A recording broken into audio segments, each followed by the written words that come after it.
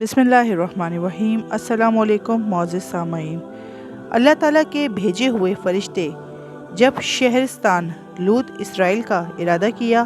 حضرت ابراہیم علیہ السلام نے ان فرشتوں سے کہا کہ میں بھی تمہارے ساتھ چلتا ہوں۔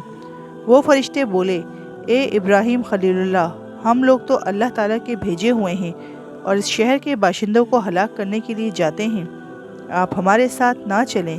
کیونکہ عذاب الہی کے دیکھنے کی طاقت آپ کو نہ ہوگی۔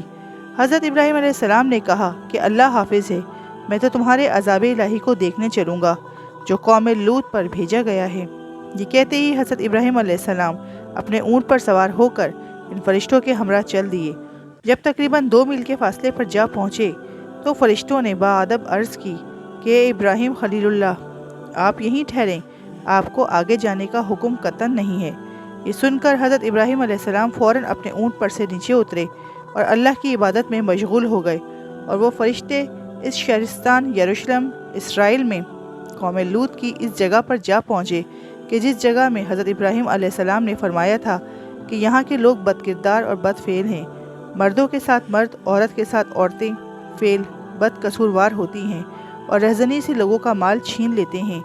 اور اسی وقت یہ بھی حضرت ابراہیم علیہ السلام نے فرمایا تھا، جو لوگ اس فعل بد میں گرفتار ہیں ان پر غضب الہی آئے گا اور وہ سب کے سب ہلاک کر دیے جائیں گے۔ اور یہ چیز مالک قدوس اپنے فیصلے میں طے کر چکا ہے کہ جو قوم سرکشی حد سے زیادہ کرے گی اور اللہ تعالیٰ کے احکاموں سے ردگرانی کرے گی، اس پر ضرور غضب الہی نازل ہوگا اور اسی دنیا میں ہلاک کر دیے جائیں گے۔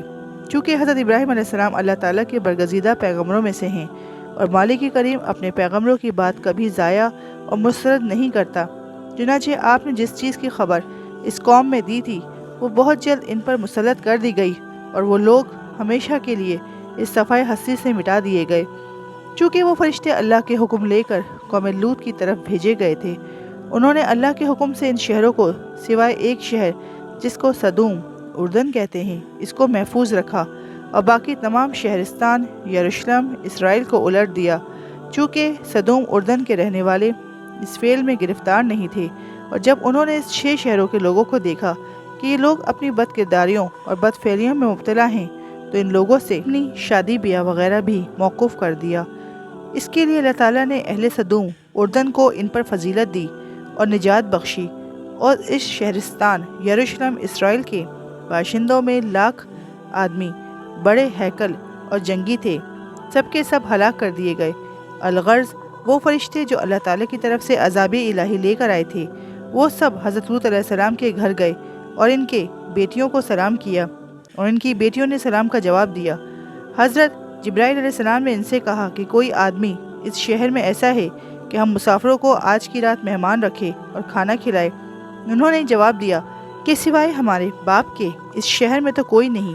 آپ لوگ ذرا صبر کیجئے، وہ اللہ کی عبادت سے فراغت پالیں تو البتہ وہ تمہاری کچھ خدمت ضرور کریں گے۔ جب حضرت لوط علیہ السلام نے اللہ کی عبادت سے فراغت پائی تو اپنے گھر کے دروازے پر دیکھا کہ 12 شخص صاحب جمال اور کمسن بال بنائے ہوئے اور کپڑے معطر پہنے ہوئے آئے ہیں۔ اب ان کو دیکھ کر کچھ اندیشہ کرنے لگے کہ یہ مہمان تو صاحب جمال کمسن ہیں، اللہ نہ کرے اگر قوم کو معلوم ہو گیا تو یہ قوم ان مہمانوں کے ساتھ بدفعلی نہ کرنے لگے تو ہمارے لیے بڑی شرمندگی کی بات ہوگی اور میں بہت زیادہ رسوا ہو جاؤں گا اور پھر لوگ مجھ کو بہت ذلیل کریں گے، جیسا کہ اللہ تعالیٰ نے فرمایا ہے سورہ ہود 11 آیت نمبر 78 میں۔ اور پہنچے میرے بھیجے ہوئے فرشتے حضرت لوط علیہ السلام کے پاس تو وہ ان کے آنے سے اپنے دل میں رنجیدہ ہوئے اور اپنے دل میں کہنے لگے کہ ہمارے لیے آج کا دن بڑا سخت دن ہے۔ اور آئی اس کے پاس قوم دوڑتی ہوئی اور وہ سب بے اختیار تھے، وہ بہت زیادہ منتظر تھے اس فعل بد کے کرنے کے۔ در حقیقت وہ فرشتے لڑکے کمسن بن کر گئے تھے حضرت لوط علیہ السلام کے گھر میں۔ چونکہ حضرت لوط علیہ السلام کو اس قوم کی بدافعالیاں اور بدخوبیاں اچھی طرح معلوم تھیں، اس وجہ سے وہ اپنے تئیں بہت رنجیدہ تھے اور اسی وجہ سے حضرت لوط علیہ السلام کو اپنی قوم سے لڑائی کرنی پڑی۔ آخر مجبوری ناچاری ان مہمانوں کو حضرت لوط علیہ السلام اپنے گھر لے گئے، اور حضرت لوط کی بیوی وائلہ کافرہ تھی، اس وجہ سے اس نے جا کر اپنی ساری قوم سے ان مہمانوں کی خبر کر دی۔ یکایک قوم کے لوگ حضرت لوط علیہ السلام کی حوالے پر آئے اور بلند آواز سے کہنے لگے کہ اے لوط، تم وہ 12 اشخاص کو جو خوبرو نہایت حسین و جمیل ہیں اور کمسن بھی ہیں اور وہ آج سب تیرے گھر میں مہمان ہوئے ہیں، تم انہیں ہمارے پاس بھیج دو۔ حضرت لوط علیہ السلام نے بوجہ خوف کے ان لوگوں سے کہا کہ جیسے اللہ تعالیٰ فرماتے ہیں سورہ ہود 11 آیت نمبر 78 میں، حضرت لوط نے کہا، اے قوم، یہ میری بیٹیاں حاضر ہیں اور یہ پاک ہیں، میں تمہارا نکاح ان سے کر دوں گا، بس تم لوگ اللہ تعالیٰ سے ڈرتے رہو اور مجھ کو رسوا مت کرو، یہ لوگ ہمارے مہمان ہیں، تم میں سے ایک آدمی بھی ایسا نہیں ہے کہ وہ سیدھے راستے پر گامزن ہو اور وہ نیک بات کے سمجھنے کی صلاحیت رکھتا ہو۔ خلاصہ یہ کہ حضرت لوط علیہ السلام کے گھر میں فرشتے مہمان بن کر اترے تھے اور قوم ان نوجوان اور صاحب جمال مہمانوں کو دیکھ کر دوڑی ہوئی آئی، حضرت لوط علیہ السلام کے گھر آئی، اور حضرت لوط علیہ السلام نے ان مہمانوں کی عزت و آبرو بچانے کے لیے اپنی بیٹیوں ریس اور راریہ کا نکاح کر دینا اپنی قوم کے ساتھ قبول کر لیا، لیکن قوم نے اس پر بھی نہ مانا، اور اس وقت شریعت میں زن مومنہ کو کافر سے بیاہ دینا منع نہ تھا، بس اس پر بھی اس قوم نے حضرت لوط علیہ السلام کی بات تسلیم نہ کی اور حضرت لوط علیہ السلام کے گھر کے دروازے توڑ ڈالے، اور پھر کہا، اللہ تعالیٰ نے فرمایا ہے۔ وہ قوم کے لوگ بولے کہ تو جان چکا ہے کہ ہم کو تیری بیٹیوں سے ضرورت نہیں، اور تجھ کو تو اچھی طرح معلوم ہے کہ جو ہم چاہتے ہیں تم اپنے مہمانوں کو ہمارے پاس بھیج دو۔ حضرت لوط علیہ السلام نے فرمایا، اللہ تعالیٰ نے فرمایا ہے سورہ ہود 11 آیت نمبر 80 میں،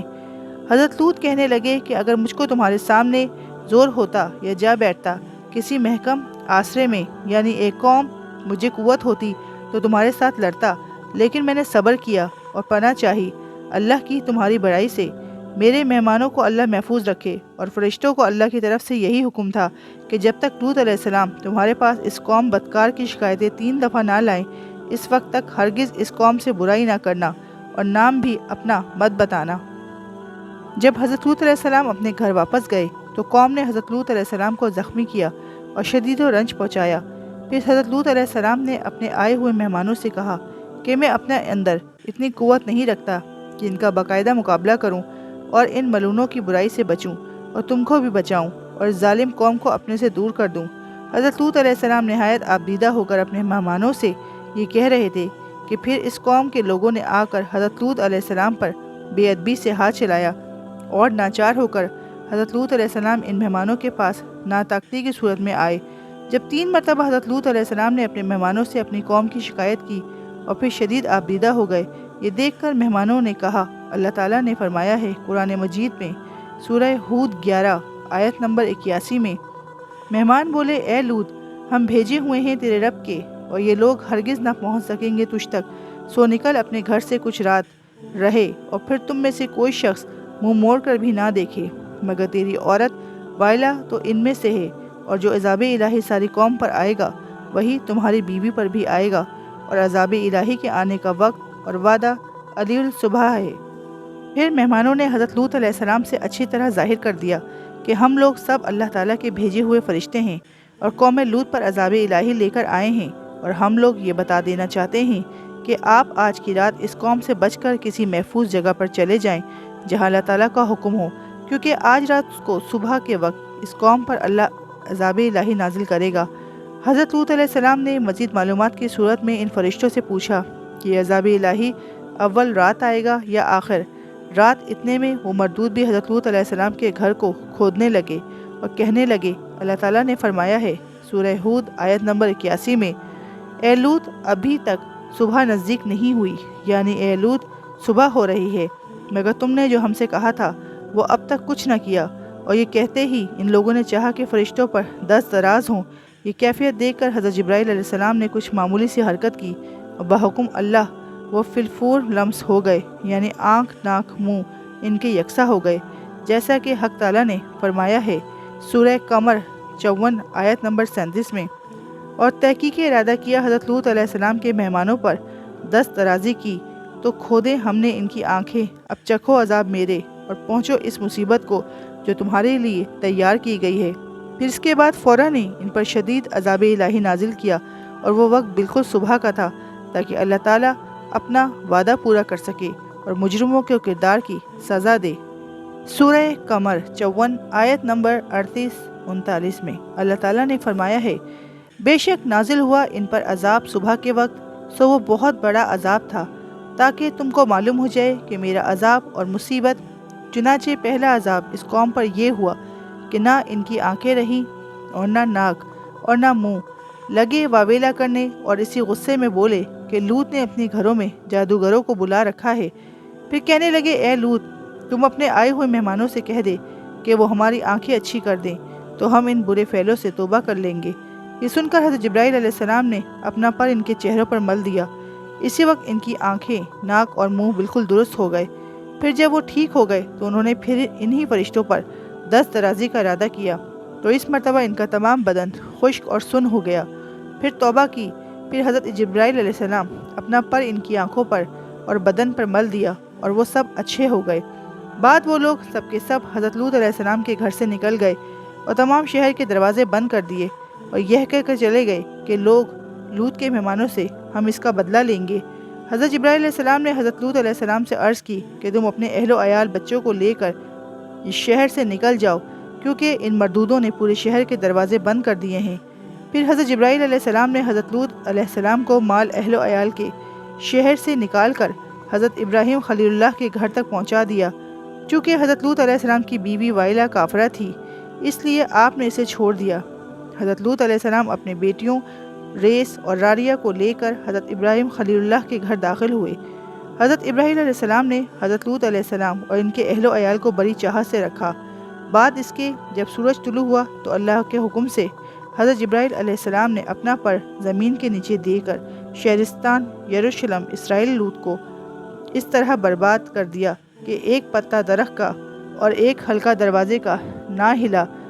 اور گہوارے بھی بچوں کی کپکپی میں نہ آئے، بس اس طرح ہوا پر اڑا دیا۔ اور آواز ان فرشتوں کی حضرت لوط علیہ السلام تک پہنچی اور پھر اس قوم کفار کی کچھ خبر نہ ملی۔ حضرت ابراہیم علیہ السلام اس کے ڈر سے بے ہوش ہو گئے۔ اس وقت حضرت جبرائیل علیہ السلام نے آ کر حضرت ابراہیم علیہ السلام کو تسلی دی اور اپنے گود میں لیا۔ اور قرآن مجید میں ارشاد ہے، جب پہنچا حکم ہمارا کر ڈالی بستی نیچے اوپر اور برسائیں ہم نے ان پر کنکریاں پتھر کی تہ بتہ۔ حضرت لوط علیہ السلام یہ حال دیکھ کر تاسف درازی کرنے لگے اور شہر کی طرف نظر اٹھا کر دیکھا تو بہت خراب ہو چکا تھا اور ہر شخص کے گلے میں لعنت کا طوق پڑا ہوا تھا اور اس طوق پر اس کا نام بھی لکھا ہوا تھا۔ اللہ تعالیٰ نے قرآن مجید میں فرمایا ہے، سورہ ہود 11 آیت نمبر 83 میں، نشان کیے ہوئے نزدیک پروردگار تیرے کے اور نہیں ہے، وہ ظالموں سے دور۔ حضرت ابراہیم علیہ السلام نے پوچھا کہ اس قوم کا کون سی جگہ ٹھکانہ ہے؟ وہ بولے کہ ان لوگوں کا 7 طبق نیچے دوزخ حاویہ میں ٹھکانہ ہوگا۔ حشر کے دن حساب فارغ کر کے ان لوگوں کو دوزخ میں ڈال دیا جائے گا۔ اس بات کو سن کر حضرت ابراہیم خلیل اللہ پھر اپنے اللہ کی عبادت میں مشغول ہو گئے۔ تو معزز سامعین، اگر آپ کو ہماری ویڈیو اچھی لگی ہے تو پلیز ہماری ویڈیو کو لائک کریں، چینل کو سبسکرائب کریں۔ تب تک کے لیے اللہ حافظ۔